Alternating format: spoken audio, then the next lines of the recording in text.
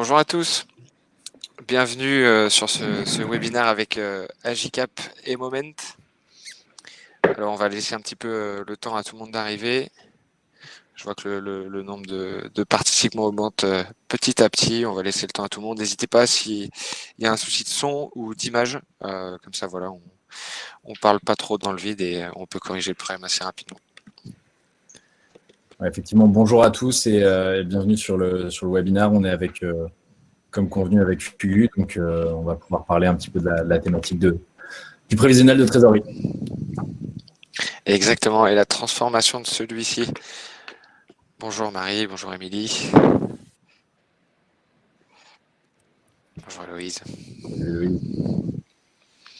Et merci à JCap et Moment de nous convier, en tout cas, pour ce Avec webinaire. plaisir. On sera ravis de répondre à vos questions. Super. On connaît la pertinence de vos réponses. C'est pour ça que vous êtes invités aujourd'hui. Ok, super. Bonjour à tous. Bon alors, avant de démarrer, on va reprendre juste rapidement les bases par rapport à ce webinaire. Donc évidemment, ce webinaire est enregistré. Vous allez du coup recevoir la documentation utilisée et le replay par mail dans la foulée cet après-midi. Pour tout ce qui est réactions et questions, je vous invite à utiliser donc la colonne de chat pour toutes les réactions par rapport à ce qui se dit. Si vous avez des questions spécifiques liées à la thématique, je vous invite à les mettre aussi dans la colonne questions. Et finalement, en fait, nous, on traitera les questions à la fin en fonction du nombre de votes, etc. pour vraiment prendre le temps d'y répondre et vous éclairer sur les interrogations que vous pouvez avoir. Voilà, super. Je vois que ça continue d'arriver, donc top. Bonjour à tous, à tous les nouveaux arrivants.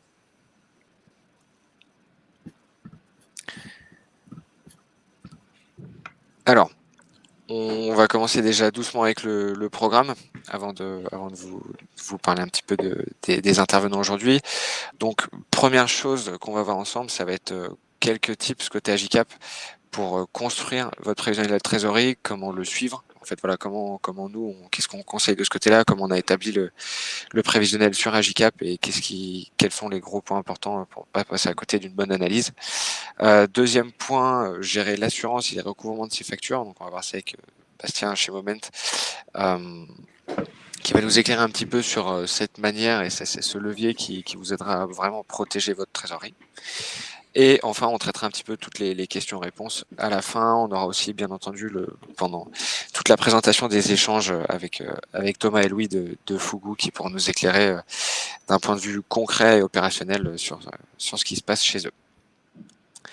Alors les présentations, donc on est 4 speakers aujourd'hui. Donc moi je suis Frédéric Bernard, je travaille en product marketing chez Agicap. Bastien, je te laisse te présenter. Ouais, Bastien Pouillard, du coup ça rime sur les deux noms de famille, donc c'est top. Je travaille chez Moment depuis quelques mois en tant qu'account exécutif. Thomas Hoffman, moi je suis le cofondateur avec Louis de l'entreprise Fugu. Et accessoirement, je m'occupe du marketing et de la présidence de l'entreprise. Et nous, on est créé depuis 2011. Et du coup, Louis de Mentière, moi je m'occupe de la partie production. Donc ça, on verra dans la slide suivante ce que l'on fait et pourquoi on a une partie production et la partie aussi finance. Et du coup, je suis moi-même utilisateur, par exemple, de Agicap et de Moment. Ok, top. Du coup, je vous mets les photos pour illustrer un petit peu ce que vous nous faites, si vous pouvez nous en parler rapidement. Ouais, donc on va essayer d'être rapide, on va pas vous berner avec tout l'historique de l'entreprise. Du coup, là, les deux photos qu'on voit, ça illustre bien ce que l'on fait. La partie à gauche, donc avec le beau drapeau américain, c'est une structure récente qu'on a montée à Las Vegas. Donc nous, en fait, on est spécialiste de structure et architecture principalement pour le milieu de l'événementiel. Donc ça, on fait ça depuis 2011, même s'il y a eu pas mal de pivots dans notre histoire entrepreneuriale. Donc la partie structurelle, c'est ce que l'on fait depuis 2015. Donc on loue, on vend, on va installer, on désinstalle des structures un peu partout en France, en Europe et de temps en temps dans le monde. Et la photo de droite, c'est une nouvelle activité qui est la partie hospitality. Donc, on crée aussi des structures originales pour faire des chambres d'hôtel. Donc là, c'est plus de l'éphémère, mais c'est du pérenne. Et ce projet-là, à droite, c'est un projet qu'on a fait dans le sud des Alpes récemment. On a construit 9 dômes d'habitation. Voilà. Ok, super. Non, mais hyper intéressant. Alors du coup, puisqu'on est dans les présentations de qui fait quoi, nous rapidement, côté Agicap, qu'est-ce qu'on fait? Agicap, donc on est un logiciel de gestion de trésorerie en ligne. On aide aujourd'hui plus de 2000 entrepreneurs à automatiser leur suivi et leur prévisionnel de trésorerie plutôt que de le faire sur Excel, tout simplement. Donc voilà, notre offre, elle se découpe en 3 axes. Premièrement, le suivi de trésorerie avec synchronisation bancaire, catégorisation des flux automatisés pour avoir une vision en temps réel de votre cash disponible. Bien entendu, une dimension prévisionnelle donc qui s'intègre avec vos outils et qui vous permet de développer des scénarios pour vous projeter et mesurer un petit peu l'impact des décisions que vous allez prendre chaque jour. Et bien entendu, une dimension reporting et collaboration pour travailler avec tous vos collègues dans la simplicité la plus évidente. Voilà, côté Moment. Tant qu'on est dans les présentations à la suite d'Agicap, donc nous, c'est Moment. On est une assurance à la facture contre les retards de paiement. On répond vraiment à cette problématique-là côté partenaire. Ça fait maintenant 2 ans qu'on existe. On est en partenariat avec Euler Hermès, qui est le leader mondial de l'assurance crédit. Par exemple, à titre d'exemple, sur le mois de décembre, on a couvert 1 million de factures et on a à peu près 100% de croissance depuis septembre 2019. Et après, on va rentrer dans le vif du sujet de l'offre un petit peu après par la suite. Peut-être que Thomas, tu veux peut-être déjà nous parler de la manière dont vous utilisez Moment. Oui, nous, l'illustration la plus parlante, c'est la photo qu'on avait montrée juste avant. C'était lors de ce montage-là qu'on avait utilisé Moment donc, pour la première fois.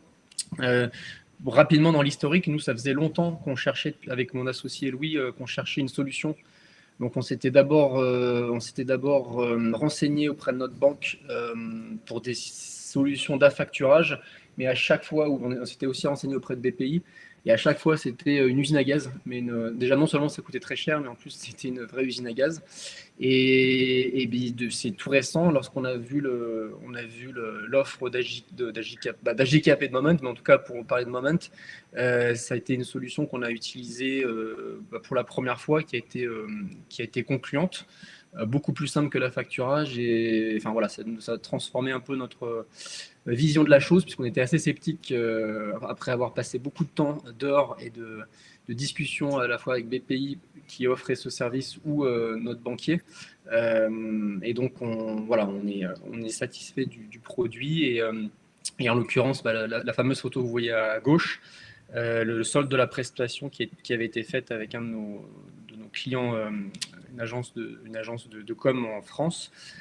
Ça nous a bien aidé parce qu'en plus c'était pile poil à 24 heures près, c'était le confinement total, et ça nous a permis d'être plus serein quant à la trésorerie, puisqu'on a eu quasiment 60 jours, il y a eu quasiment en tout, parce qu'on a épuisé le délai imparti, donc on a eu quasiment 60 jours de trésorerie avancée grâce à Moment.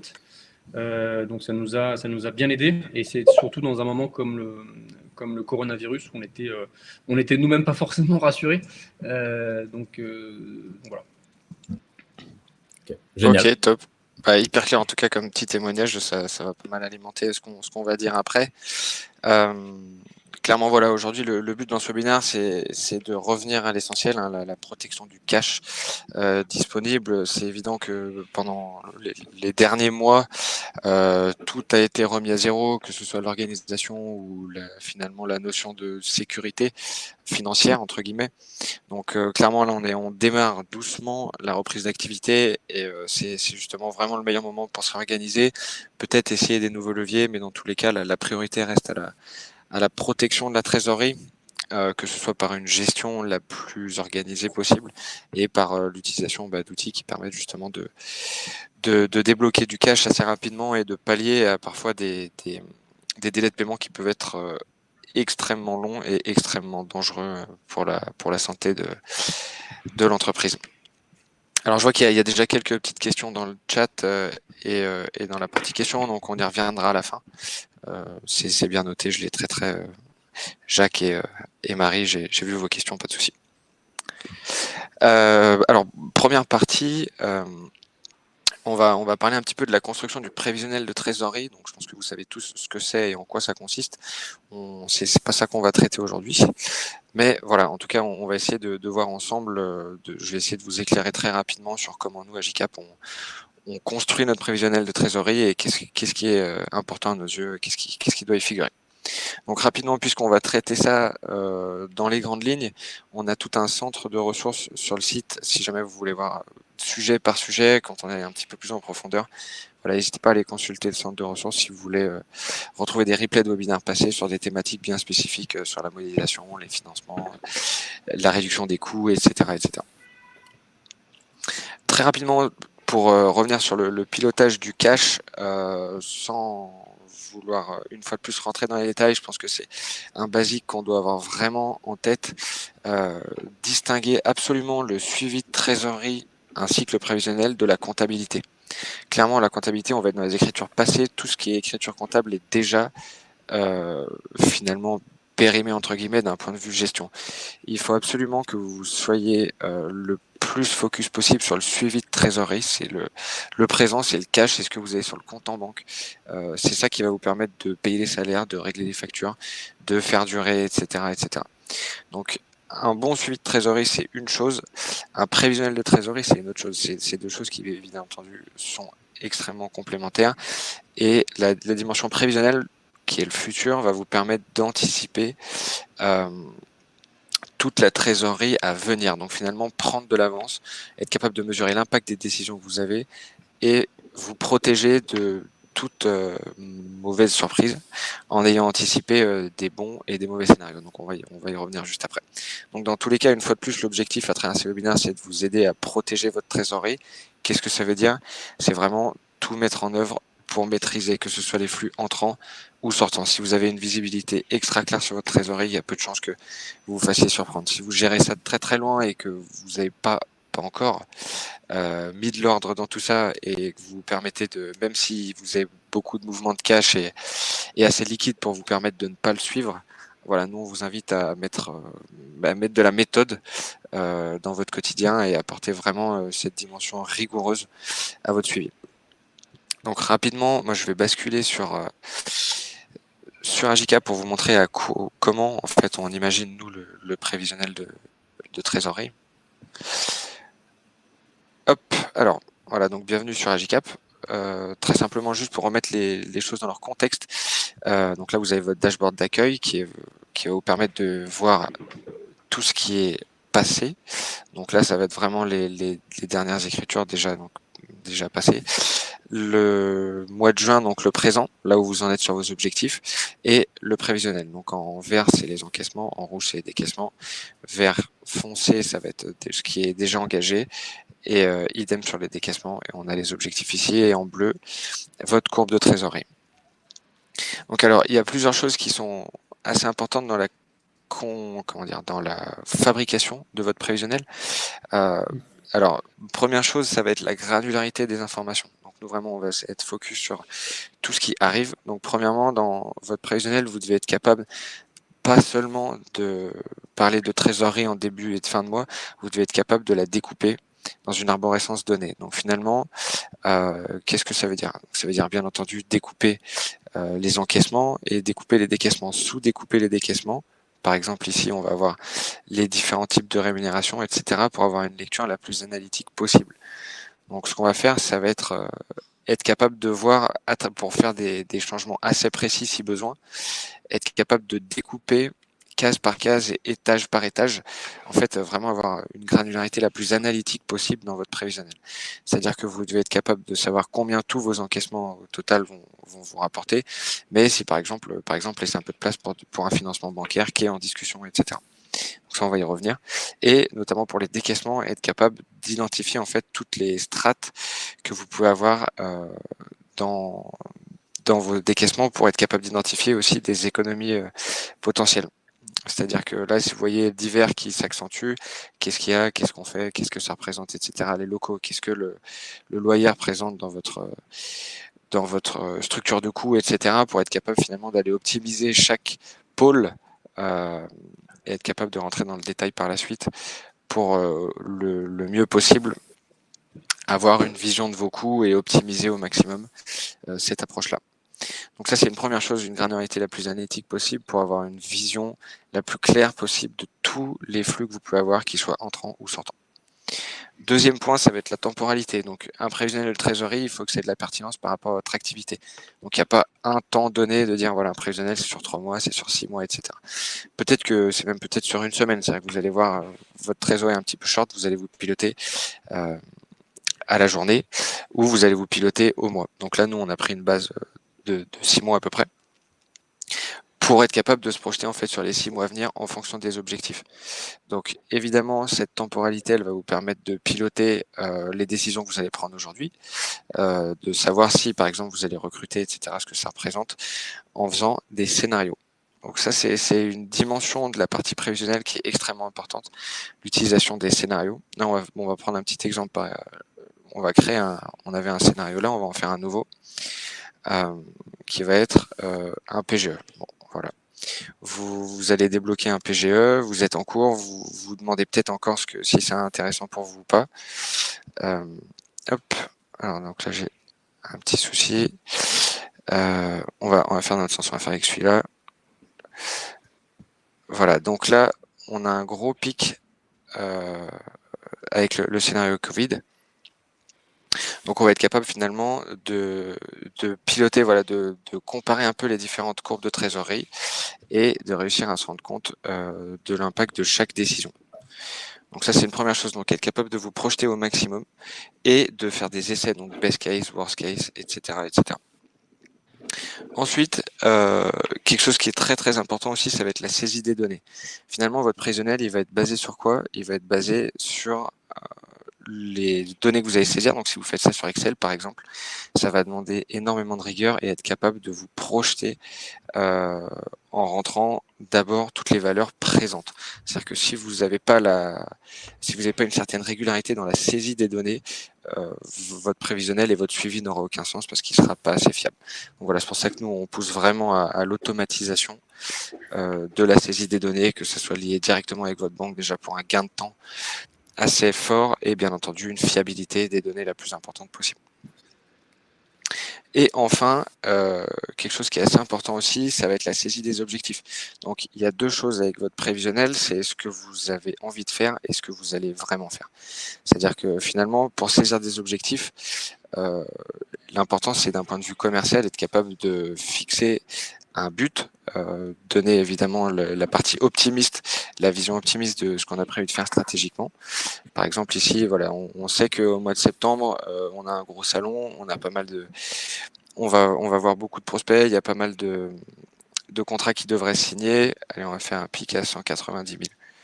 Donc vous allez voir ok, ça ne veut toujours pas marcher. Le principe, en fait, voilà, ça va être de remonter tous vos objectifs et de bien dissocier la dimension objective et prévisionnelle. Donc le prévisionnel, vous allez intégrer des valeurs qui sont les plus réalistes possibles. Et dans l'objectif, ça va être d'un point de vue commercial pour vous piloter à deux niveaux. Voilà, du coup, je vais rebasculer sur la présentation. Louis, est-ce que toi qui es utilisateur d'Agicap et qui a l'habitude aussi de piloter la trésorerie de Fugu assez régulièrement, j'imagine, comment toi tu t'y prends pour construire ton prévisionnel? Bah, c'est vrai que c'était. En fait, avant, on avait je pense, comme pas mal de personnes qui n'ont pas les outils, c'était une gestion très, on va dire, très à l'arrache. Donc, avec un bon vieux tableau Excel et on avait une vision plus au day-to-day où on mettait plus l'accent sur le BFR en se disant qu'il faut absolument qu'on encaisse des acomptes, qu'on soit payé avant et qu'on paye les fournisseurs dans des termes plus intéressants. Et c'est ce qui était, c'est ce qui gérait on va dire notre trésorerie. Nous, j'utilise Agicap du coup depuis janvier ou février, donc c'était vraiment juste avant le Covid. Et du coup, on est tombé dans cette problématique de cash. parce qu'on est dans l'événementiel, donc nous, on n'a pas travaillé depuis mars, et que les charges, on allait continuer à payer des charges pendant 6 mois sans anticiper de chiffre d'affaires. Et du coup, il a fallu chercher déjà un PGE. Et forcément, ça nous a aidé quand on a montré au banquier scénario sans PGE, donc avec Agicap, où on a la possibilité de faire différents scénarios. On voyait une courbe qui était comme ça, et au bout de septembre, on passait en dessous de 0. Et scénario avec PGE, où il y avait la courbe qui nous permettait de rester à flot jusqu'à décembre sans rentrer de chiffre d'affaires. Donc déjà, c'est quelque chose d'assez visuel qui nous a permis d'avoir ce PGE. Et ça nous permet d'avoir du coup d'anticiper une trésorerie et d'aller beaucoup plus dans la granularité, comme tu l'as dit. Souvent, on part par exemple d'un compte de résultat qui est fait chez notre expert comptable et on va anticiper les prochaines dépenses des années suivantes. Mais dans un compte de résultat, ce n'est pas forcément ce qu'il y a de plus précis, c'est des grandes lignes. Ça nous permet vraiment d'aller très très loin dans le détail et d'anticiper les futures dépenses. Parce que je prends l'exemple des frais de déplacement. Nous, c'est un poste très important chez nous parce qu'on se déplace beaucoup en France, à l'étranger, et donc on a beaucoup de frais de restaurant, hôtel, transport, etc. Si on ne peut pas aller dans la granularité et qu'on met tout en frais de déplacement, c'est difficile d'anticiper et de faire une analyse ça nous permet vraiment d'aller loin dans l'analyse. Ok, top, exactement, content de voir qu'on se rejoint sur ces points-là. En effet, la partie analytique du prévisionnel est hyper importante. Est-ce que du coup, Louis, tu aurais toi quelques tips dans la construction vraiment pure du prévisionnel? Ouais. Est-ce qu'il y a des petites choses que tu as en tête? Les tips, je dirais, c'est de pas être trop, d'avoir différents scénarios, d'avoir le scénario qui se base sur le passé, le scénario optimiste et le scénario cost killer, où c'est celui où on aimerait être, et d'ajuster au fur et à mesure des mois le bon scénario, celui qui va être le plus proche de la réalité en fait. Et grâce à ça permet aussi de construire les futurs comptes de résultats de manière beaucoup plus précise. Parce que quand on donne accès aussi à l'accès à notre compta, par exemple, à Agicap, ça lui permet aussi, lui, de mieux retraiter les différents règlements. Parce qu'on n'a pas tous la chance d'avoir un comptable full-time dans son entreprise. Oui, c'est exactement. Bon, en tout cas, je te rejoins à 100%. Enfin, c'est ce nous on répète assez régulièrement. Un prévisionnel, ça doit vivre. Si c'est pas ajusté constamment, ça n'a vraiment aucune valeur. Donc ça, j'aurais dû le citer, mais voilà, ce qui est sûr, c'est que si c'est pas mis à jour régulièrement, c'est pas fiable comme base. Donc d'où l'importance évidemment d'avoir des scénarios pour se projeter au maximum et aussi de constamment ajuster parce que voilà, d'un jour à l'autre, vous pouvez avoir des nouvelles opportunités commerciales ou des opportunités qui s'avèrent ne pas en être. Donc voilà, très très important de laisser vivre et de laisser vivre, de faire vivre pour que ça soit le plus pertinent possible. Du coup, peut-être quelque chose à ajouter, Louis, sur la partie prévisionnelle ou...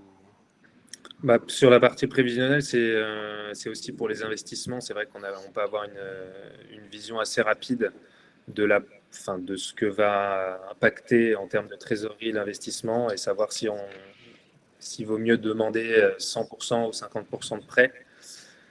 C'est assez simple et c'est pas une usine à gaz comme avec un tableau Excel avec un hashtag name ou hashtag error. C'est quand même un peu plus c'est plus pratique et plus moderne. Ça sent le vécu. Voilà. Exactement. Ok, top. Hyper intéressant. On va du coup passer rapidement la main à Bastien. Oui, avec plaisir. Alors du coup, là, on va partir un petit peu plus sur l'assurance et la sécurisation des factures que vous pouvez émettre. Juste pour la petite histoire, moi j'ai envie de vous partager pourquoi on a créé Moment. Le constat de base, c'est que 25% des TPE-PME qui font faillite, c'est à cause d'un retard de paiement. Et ça, c'est la partie émerger du problème. Donc, l'un des autres vrais soucis, c'est que on parle moins de l'impact que les retards de paiement ont sur la vie d'une société. On a parlé du prévisionnel tout à l'heure, et c'est à l'instant, et c'est à juste titre. Il y a aussi le fait de vérifier constamment si le client a réglé, relancer le client le cas échéant, donc connaître le bon interlocuteur à relancer, connaître un petit peu, en savoir un peu plus sur l'historique, le futur de cette relation avec le client. Donc, parfois, quand on a une équipe de sales ou une équipe de financiers purs, ça prend du temps, et tout ça, c'est du temps perdu sur la trésorerie. Et nous, en moyenne, chez Moment, on l'estime à 3 heures par facture en retard. Et c'était aussi pour ça qu'on a fait ce produit. Donc là, vous voyez le dashboard sur le partage d'écran. On constate, nous, avant tout, 2 types de comportements clients sur l'utilisation de notre plateforme. La première utilisation, c'est les sociétés qui vont couvrir l'ensemble de leurs factures, qui vont avoir besoin d'une visibilité claire sur leur trésorerie, soit pour faire face à une croissance qui est là chaque mois. Donc, je prends l'exemple d'une société qui travaille avec nous, autre que Fugu, parce qu'on pourra en parler juste après, qui est une plateforme dans le secteur du recrutement et qui couvre quasiment l'intégralité des factures chez nous. Et après, on a un autre usage qui est un usage plus ad hoc. C'est assurer une seule facture, généralement celle qui va pas permettre de maintenir à flot la trésorerie de la société. Par exemple, on a une société dans le secteur du médical qui travaille de manière récurrente avec un client et qui a besoin de couvrir cette facture-là pour maintenir sa trésorerie à flot. Il y a aussi des inégalités de secteur. Il y a des secteurs qui sont particulièrement touchés par les retards. Je pense à l'information et la communication, à la construction, au conseil aussi. Donc ça, c'est les secteurs qui structurellement connaissent des retards assez importants. Et du coup, nous, on voit des typologies de clientèle assez différentes aussi. On a des startups avec un fort besoin en cash, on l'a dit tout à l'heure, sur la croissance, donc la marketplace qu'on a citée, des sociétés aussi avec des charges fixes qui doivent être réglées chaque mois. Ça arrive dans le conseil, souvent, avec un retard de paiement qui génère des retards de paiement sur leurs propres salariés, et des sociétés aussi qui veulent se décharger des relances ou se couvrir tout simplement sur le défaut. Donc là, vous avez la plateforme hyper facile d'usage, 3 onglets principaux, facture, profil et simulateur. On vous met à disposition un simulateur pour tester l'éligibilité des factures. On en parlera un tout petit peu après, mais c'est un point qui est important. Et donc, vous voyez très clairement quelle facture vous pouvez couvrir et auquel cas, demander le paiement de la facture une fois que la date d'échéance est passée. On répond à une problématique de retard de paiement. Du coup, peut-être que ça peut être aussi l'occasion de reparler de Fugu, Thomas ou Louis, par rapport à cette peur-là que vous aviez que votre client paye pas en temps et en heure. Est-ce que c'était pour maintenir la trésorerie à flot? Est-ce que c'était pour faire en sorte d'avoir le cash, de le sécuriser? Comment est-ce que vous l'avez pourquoi vous avez utilisé Moment à ce moment-là? Nous, c'était pour les 2 raisons, Bastien, parce que on est il y a 2 choses. Il y a déjà au niveau culturel, on est malheureusement dans un pays où culturellement les règlements se font de manière un peu latine. Et malheureusement, tu parlais des différences de secteur, mais il y a aussi de manière inhérente au pays le fait que quand on demande de payer à telle date, même si c'est marqué dans des CGV, même si c'est marqué sur une facture, on est des latins et ça, malheureusement, on n'y changera rien. Donc nous, c'est vrai dans notre secteur, mais c'est comme tu le disais, c'est vrai dans d'autres secteurs d'activité. Et c'est paradoxal, mais quelquefois sur des prestations qu'on a pu faire à l'étranger, on s'est rendu compte que c'était limite plus simple de travailler avec des clients qui étaient à 10 000 km, parce que culturellement, quand on leur demandait de payer la compte ou même de le solde, c'était payé, ce qui n'est pas forcément le cas en France, où on sent que voilà, il y a encore des choses au niveau dans ce sens-là qui doivent, à la différence de l'Allemagne ou d'autres pays un peu moins latins que nous. Et donc, pour répondre à ta question, c'était en effet, ça avait un objectif de sécurisation des fonds et voilà, ça nous rassurait, ça nous permettait d'éviter d'avoir pendant 60 jours 30 000 euros de moins dans les comptes. Et voilà, c'était dans un objectif double.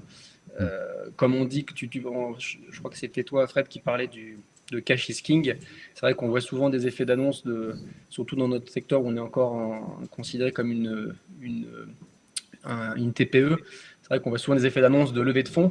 Donc c'est vrai que c'est génial quand les boîtes lèvent des fonds, mais après il faut le transformer en chiffre d'affaires. Et quand c'est transformé en chiffre d'affaires, il faut le transformer en résultat, ce qui est déjà beaucoup plus difficile. Et après, ce résultat-là, même s'il est positif, il faut le transformer en trésor. Donc c'est un combat. Enfin, la levée de fonds n'est que le début et le chiffre d'affaires n'est qu'un tout petit début. Et ça sert, entre guillemets, ça sert à rien de faire 10 millions de chiffre d'affaires si on n'a pas de trésor, si on génère pas de trésor et on n'assure pas enfin, on ne suit pas de manière assidue cette partie-là. Donc enfin voilà, c'est tout récent à GCap et Moment, mais c'est vrai que depuis qu'on l'utilise, on est en tout cas ravi de ce que ça peut nous apporter en sérénité et en suivi. Ok, génial. Je rebondis sur 2 points que tu cites. Le premier, c'est effectivement le temps de trésorerie gagné. Nous, en moyenne, on fait gagner par facture 30 jours, entre 20 et 30 jours de trésorerie par facture couverte. Et le deuxième point sur lequel je voulais rebondir, c'est le paradigme qu'il y a entre la relation client-fournisseur, qui est souvent en faveur du donneur d'ordre, qui est en position de force. Et on a vraiment conscience que c'est pas forcément facile de jongler entre la négociation du contrat, assurer la livraison et vérifier son paiement. Et donc nous, on a quelques astuces pour ça sur le suivi de la trésorerie, mais corrige-moi si vous en avez d'autres. Non, mais c'est un très bon point. Je suis désolé, je te coupe, mais c'est un très bon point. Le fait de dépassionner les débats lorsque nous, on reste une petite entreprise. On fait 2,5 millions de chiffre d'affaires, mais on reste quand même à taille humaine, même toute petite entreprise. Et c'est vrai que typiquement, c'est un très bon point ce que tu dis, c'est lorsque le commercial est fait, parce qu'on n'a pas forcément, comme disait Louis, on n'a pas la chance d'avoir un comptable à full time dans l'entreprise. Lorsque le commercial s'occupe lui-même de faire les relances, il y a un côté, comment dire, ça peut abîmer, ça peut effriter la relation commerciale si c'est le commercial lui-même qui relance. C'est pas forcément son rôle, c'est pas ce qu'il aime faire, et ça peut, vis-à-vis du donneur d'ordre, ça peut effriter la relation. Alors qu'au final, c'est simplement un problème qui émane de son département comptabilité. Donc le fait d'externaliser la chose ou de la gérer par quelqu'un d'autre, ça change déjà pas mal de choses d'un point de vue relation commerciale. Ouais, effectivement. Et c'est pour ça que on relance les clients avec entre guillemets délicatesse et tact pendant une phase amiable qui dure 60 jours, 2 mois, où on va envoyer des mails avec notre partenaire en copie en disant voilà, on est la société Moment, sauf erreur de notre part, vous n'avez pas réglé telle facture. Et ça va vraiment permettre déjà de pas effriter la relation commerciale, de garder cette relation là qui est essentielle avec votre client, et puis de sécuriser quoi qu'il arrive la trésorerie. Je reviens sur un point sur l'éligibilité des factures. C'est un point qui est important. Nous, l'un des conseils que je veux vous donner, c'est aller tester la plateforme, tenter de voir si les factures que vous voulez couvrir sont éligibles. Pourquoi? Il y a 2 conditions, nous, sur l'éligibilité. La première, c'est la société en face, puisqu'il y a une assurance en cas de défaut. Si Euler Hermès, une fois après les 60 jours, une fois qu'on lui passe le relais dans le recouvrement, n'arrive pas à récupérer les 10% qui vous manquent. Donc, on intègre cette assurance en cas de défaut, et du coup, on doit vérifier que tout simplement, on peut se porter garant entre guillemets pour cette société-là. Et il y a une notion de timing. Ça marche comme une assurance, c'est flexible et c'est à la facture. En revanche, il faut assurer la facture 10 jours avant sa date d'échéance. Donc, par exemple, si vous facturez à 30 jours, là, aujourd'hui, on est le 30. Vous émettez une facture le 30, date d'échéance à J+30. Je ne sais pas si c'est les conditions de facturation que vous avez, je ne me rappelle plus sur Flux, mais il me semble on n'est pas loin. Ça fait que le 30 juillet, si le client ne vous a pas réglé, Moment vous verse 90% du montant hors taxe de la facture. Donc, on vous laisse tester cette éligibilité-là sur notre site directement, et vous avez une réponse en ligne, en instantané. Donc ça, c'est vraiment un conseil qu'on a envie de vous donner. Et après, dernier point, qu'est-ce qui se passe quand vous couvrez une facture? Très clairement, c'est ça, c'est ce qu'on s'est dit, c'est la phase de relance amiable, et puis au bout de 60 jours, 2 mois, la phase de recouvrement qui est gérée par Euler Hermès, qui en fait son métier, et qui va aller chercher pour vous la totalité de la facture et va vous rétribuer les 10%. Pensez bien aussi, lorsque vous choisissez un partenaire, que ce soit nous ou une autre société, à vérifier si le partenaire qui est en face vous propose une assurance en cas de défaut. Parce que vous avez deux solutions. Soit en face, la société fait défaut et qu'est-ce qui se passe? Est-ce que vous devez rendre l'argent que le partenaire vous a confié ou est-ce que vous pouvez le garder? Il y a une option qui est, je pense que vous avez compris, qui est bien meilleure que l'autre. Donc voilà, je ne sais pas si Thomas, tu veux ajouter des points ou si c'est clair pour vous, ou partager un témoignage. Non, écoute, en tout cas, parce que je rebondissais, j'anticipe peut-être une des questions qui avait été la première question qu'on avait reçue, qui était sur la partie sur la facturage. Et c'est vrai que la partie prise en main de l'outil est quand même, encore une fois, on n'a pas été acheté ni par Agicap ni par Moment, donc, mais c'était simplement la prise en main de l'outil était quand même beaucoup plus simple que ce que j'imaginais, et surtout la partie éligibilité, parce qu'à chaque fois nos discussions qu'on avait pu avoir dans le passé avec à la fois notre banque ou BPI qui avait un pôle dédié à ça, l'éligibilité, à chaque fois on se rendait compte qu'on envoyait une liste de nos 20 plus gros clients de l'année dernière, et on se rendait compte avec tristesse que l'éligibilité elle concernait que potentiellement 2-3 clients, et on se disait mais ça sert à quoi de passer par vous si vous pouvez nous couvrir que même pas un tiers de cette liste. Et ça, c'était et j'ai trouvé, alors je sais pas, peut-être que je me trompe, ou c'est peut-être que l'échantillon était représentatif, mais en tout cas, sur les tests d'éligibilité qu'on a pu faire ensemble, il y avait quand même pas mal de nos clients, en tout cas, qui étaient éligibles. Et voilà, encore une fois, par rapport à Crédit du Nord ou BPI, ça me paraissait, voilà, c'était beaucoup plus, l'assiette de couverture était plus large que ce qu'on avait pu avoir dans le passé lorsqu'on avait fait les tests respectivement avec notre banque ou BPI. Super. De mon côté, c'est bon, je te passe peut-être la main, Frédéric. Ouais, exactement, merci. Attends, il y avait juste une petite question avant qu'on amorce les questions. En tout cas pour toi, Bastien, j'imagine. Combien coûte l'assurance d'une facture? Question de Charline. Très clair. 2% du montant hors taxe de la facture. Donc, c'est une formule qui est totalement flexible. Une facture couverte, c'est 2% de la facture. 2, c'est 2% du total des deux factures. Ok, hyper clair. Charline, vous avez votre réponse. Voilà, du coup, avant de passer aux questions, je voulais juste parler rapidement de Cash is King, qui est une communauté qu'on a mis en place chez Agicap, qui est en fait une communauté Slack, qui permet tout simplement qui vous permet de vous entraider, de partager les bons plans, de poser des questions que vous pouvez avoir avec d'autres dirigeants, d'autres DAF, etc. Donc c'est une communauté libre, gratuite et bien entendu sans démarchage commercial. Donc le principe c'est juste l'intelligence collective et puis partager vos bons plans si vous en avez et des questions avec d'autres personnes qui ont forcément la même problématique que vous quelque part en France. Voilà, on va pouvoir passer aux questions. Est-ce que tu peux profiter pour répondre à la première question sur la facturage? Parce que c'est vrai que… Bien sûr. Super. Parce que c'est vrai que c'est une problématique qu'on a souvent. Effectivement, Thomas, tu as abordé des points dessus. Sur la facturage, vous allez donner quasiment entre 80 et 100% de vos factures à ce qu'on appelle un factor. Et lui, il va vous prendre un pourcentage qui va être entre 2 et 10% du montant de votre chiffre d'affaires ou de l'ensemble des factures couvertes. Donc, ça va être une solution qui va être un peu moins flexible. Ils vont également récupérer la relation client. Donc, c'est eux qui vont relancer le client, mais c'est eux qui demandent à être payés directement. Donc, c'est un petit peu différent de notre proposition. Et donc, du coup, nous, de notre côté, c'est vraiment plus sur une solution flexible où pendant 2 mois, pendant 60 jours, vous avez la possibilité de vous faire payer directement vous. Donc, c'est des solutions qui sont un petit peu différentes. Il y a une part de variable aussi dans le prix de la facturage classique. Donc, il faut regarder un peu tous ces éléments-là pour la prise de décision. Et pour compléter ce que tu disais, Bastien, alors après, encore une fois, je ne sais pas si c'est révélateur, mais en tout cas, sur l'éligibilité des entreprises couvertes, ou alors c'est peut-être le fait que ce soit via l'ARM, j'ai trouvé que l'éligibilité était plus large, l'assiette était plus large sur les tests qu'on avait fait ensemble que sur des précédents tests qu'on avait pu faire avec nos partenaires, nos fautes. Alors, j'aimerais bien te dire oui, mais il arrive que parfois, effectivement, il y a des sociétés qui ne soient pas éligibles. L'éligibilité, c'est effectivement, c'est pour ça qu'on invite vraiment à tester tout le monde en live.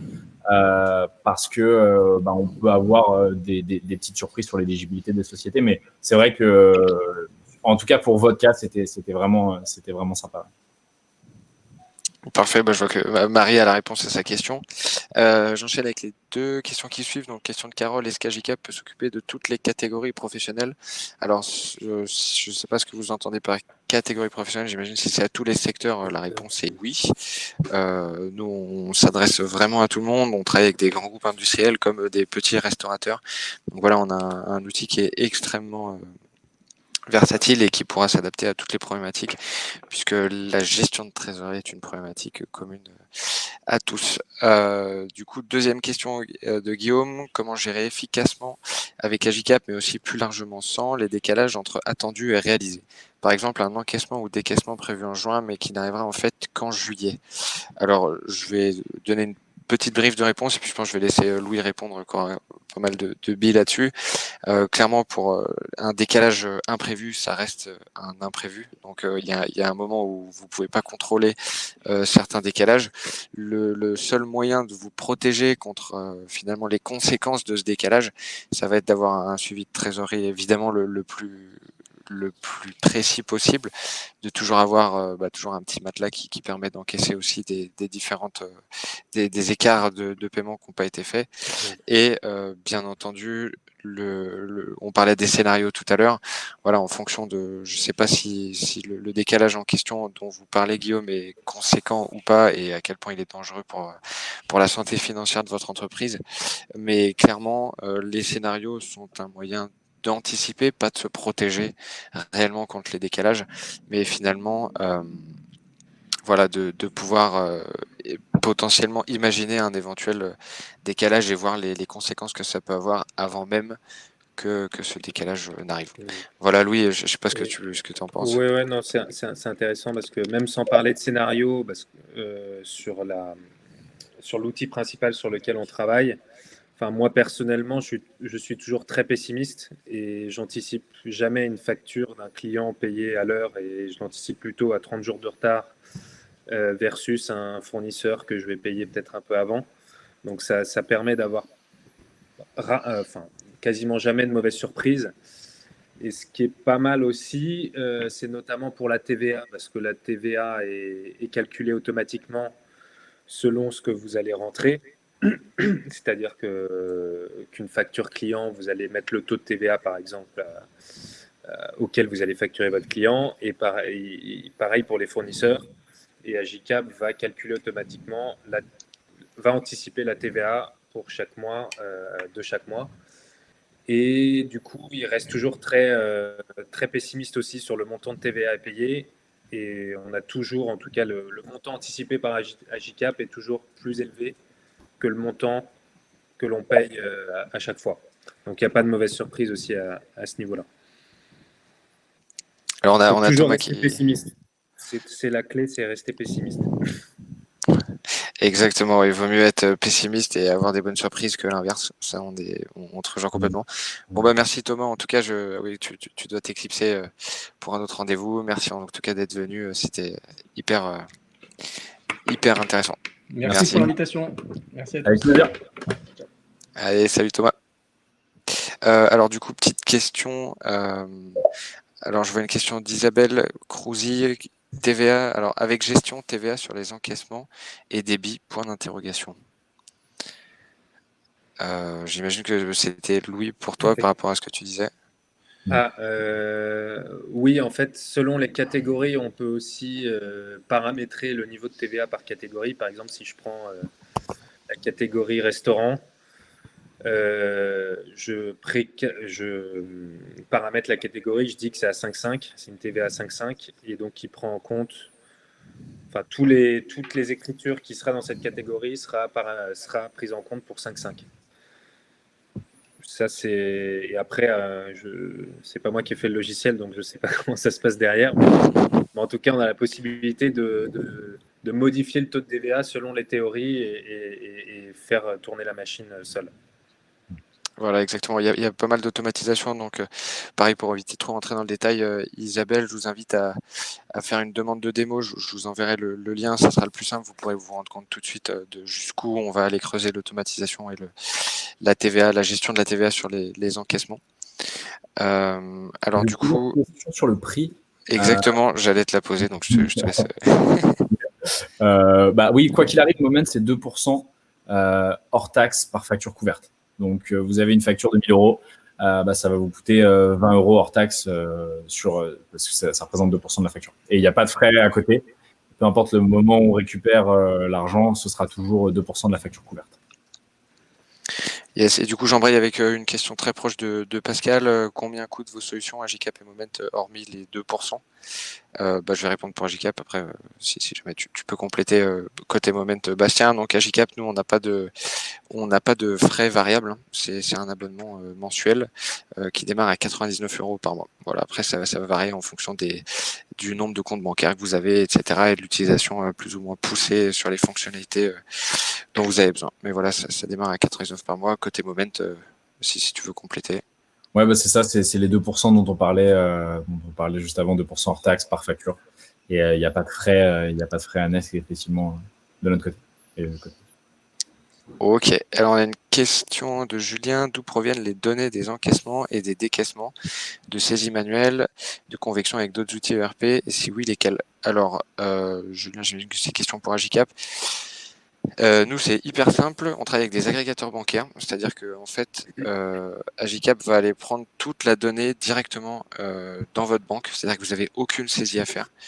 Le principe, voilà, c'est ce qu'on appelle la synchronisation bancaire.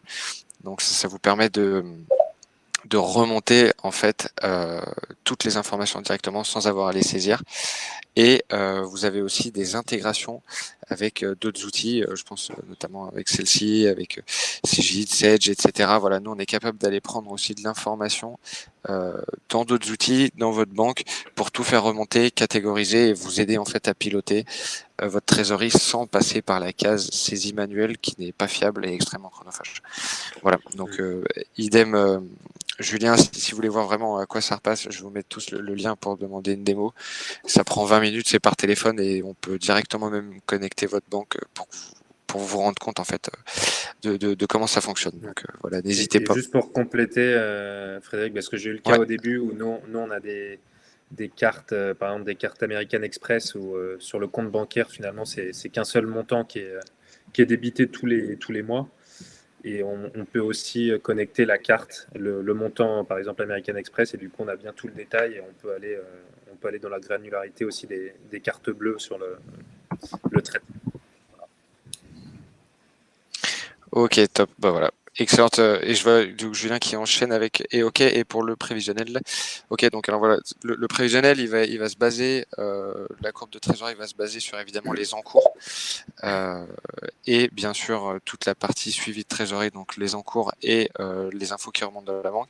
Et vous avez toute une dimension objectif que vous allez pouvoir gérer manuellement et qui en fait c'est en mélangeant tout ça que vous allez finalement créer votre prévisionnel qui va mixer objectif et facture engagée pour qu'il soit le plus pertinent possible. Donc bien entendu avec des alertes, etc. aussi quand la facture est échue.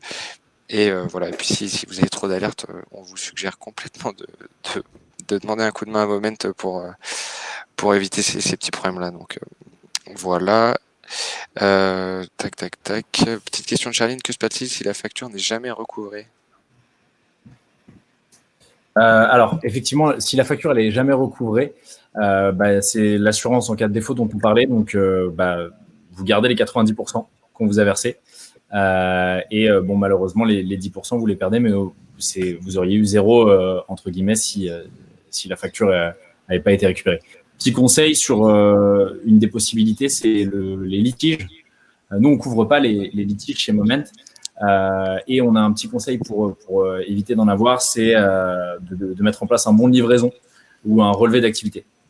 Ça, c'est des points qui sont assez importants et qui vous permettent aussi de garantir, de vous prévenir contre les litiges. Yes. Je vois qu'on a pas mal de questions, c'est hyper intéressant. Question de Jimmy. Comment gérer les charges variables dans votre prévisionnel de trésor? Donc évidemment, c'est une question que je vais même poser directement à Louis. Comment toi tu pilotes avec comment on a expliqué un peu comment fonctionnait le prévisionnel, toi de ton côté, Ouais. comment tu t'y prends avec ça? C'est selon l'historique en fait. C'est que en fait, quand le logiciel est mis en place, imaginons, j'ai mis en place le logiciel Agicap en février, c'est ce que j'ai fait. L'historique est disponible depuis déjà 1 ou 2 ans en amont de la mise en place d'Agicap. Donc, je peux faire déjà, je peux déjà analyser ce qui s'est passé dans le passé pour voir à peu près quelles sont les dépenses que j'aurai dans le futur. Donc, moi, c'est comme ça que je fais, c'est que je regarde à peu près quelles sont je sais pas, toutes mes factures téléphone, logiciels, toutes ces petites facturettes qu'on laisse passer tous les mois, mais finalement on ne se rend pas forcément compte à la fin du mois, à la fin de l'année combien ça nous coûte. Et ben, ça nous permet aussi d'anticiper tout ça. Et ça, c'est des charges variables qu'on anticipe et du coup on fait des objectifs en fait. On va créer un objectif, je continue sur les factures téléphone, on se dit qu'on a 600 € de factures téléphone par mois. Et du coup, on applique ça sur toute la période future et ça nous permet d'anticiper pour la trésorerie future. Ok, hyper intéressant en tout cas en termes de méthode. C'est bon noté, c'est vrai que voilà, une fois de plus, ça rejoint ce qu'on disait tout à l'heure, c'est de l'anticipation, de tester l'impact des différentes variables pour voir jusqu'où on peut aller. Ça sera forcément la limite d'un prévisionnel, toute la partie inconnue. Mais voilà, on vous invite à tester, que ce soit à travers les scénarios ou les objectifs, pour finalement mieux vous projeter et pouvoir valider tout de suite certaines décisions. Donc j'enchaîne avec les questions, on en a pas mal. Donc question toujours de Guillaume, est-ce que votre synchro bancaire fonctionne avec le compte Spendesk? Alors il me semble que oui, mais c'est à valider. Donc pour pas vous dire de bêtises une fois de plus, je vous invite à demander une démo en fait, à vous rapprocher avec les experts de chez Agicap qui pourront vous aider précisément sur chaque point. Et puis bien entendu valider en direct si c'est applicable pour vous ou pas. Question de Isabelle, avez-vous une préconisation taille d'entreprise pour utiliser Agicap en montant de chiffre d'affaires par exemple? Alors Isabelle, il n'y a absolument pas de critères sur le chiffre d'affaires ou de taille d'entreprise. Je pense que la gestion de trésorerie du moment où on a du chiffre d'affaires et des charges, c'est quelque chose qu'on doit piloter précisément. Donc nous, il n'y a aucun prérequis de notre côté. Au contraire, on conseille à tout le monde même si le chiffre est faible, même si les charges sont faibles et les flux sont peu nombreux, c'est extrêmement important d'avoir une visibilité la plus claire possible.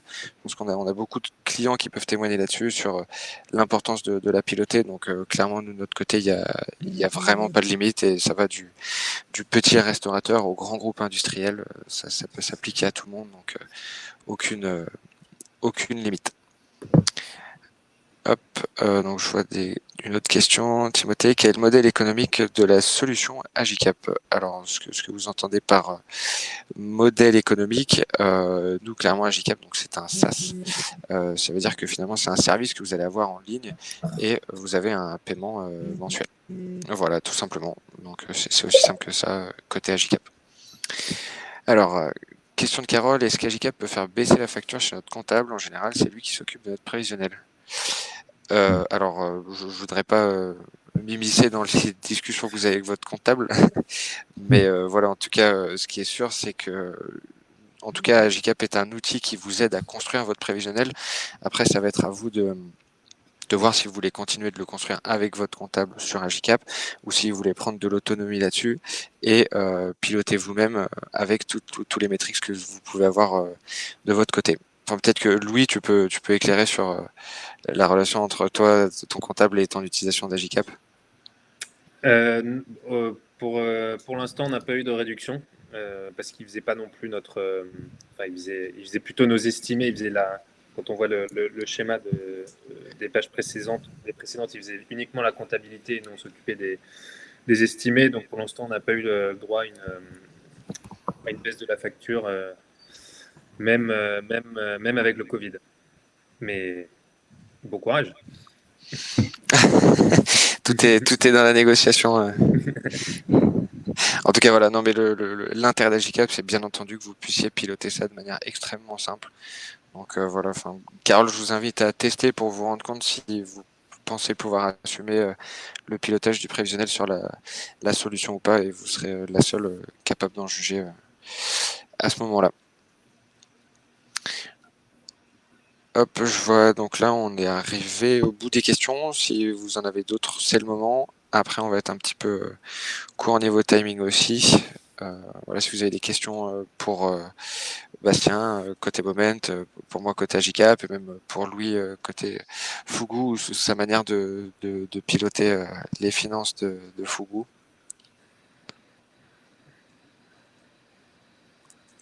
Tout est clair. Ok, ça a l'air d'être clair comme de l'eau de roche. En tout cas, voilà, c'est de mon côté, moi, c'est hyper clair sur les questions sur Moment et la gestion de Fugu.